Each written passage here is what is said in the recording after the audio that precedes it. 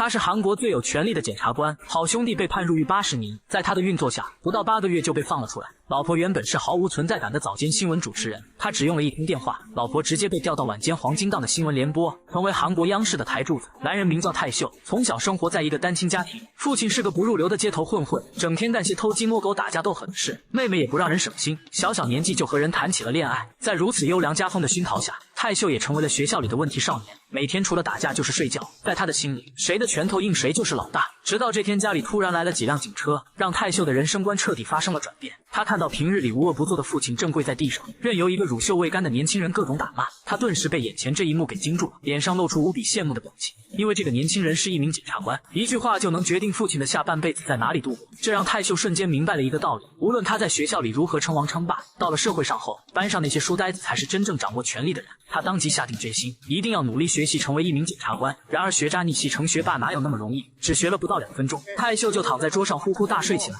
깨우는 것 아니야? 누구나 다 죄다 그냥 판검사 의사 부르면 이 나라의 굳은 일은 누가 할래? 네가 할래 이 새끼야. 내부터 자게.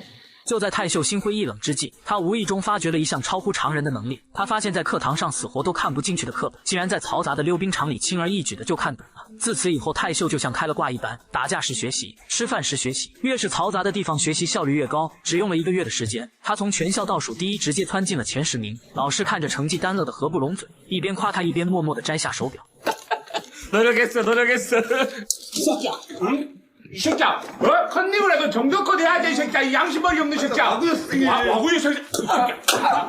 너희 가까이 하면 감정 싸움 됩니다. 이리 와, 이 새끼야, 너! 然而打脸的速度来得飞快，在学校特意安排的单独测试中，泰秀依然考出了超高的成绩，老师不得不请他大吃一顿赔礼道歉。在随后的日子里，泰秀常常考试全校第1，这让整日苦读的书呆子们都开始怀疑人生。高中毕业，泰秀如愿考进了首尔大学，离他当检察官的梦想又近了一步。大学4年，泰秀发奋读书，在经历了一连串的司法考试后，他最终成功闯入了检察官的面试环节。考官让他在最短的时间内给人留下最深刻的印象。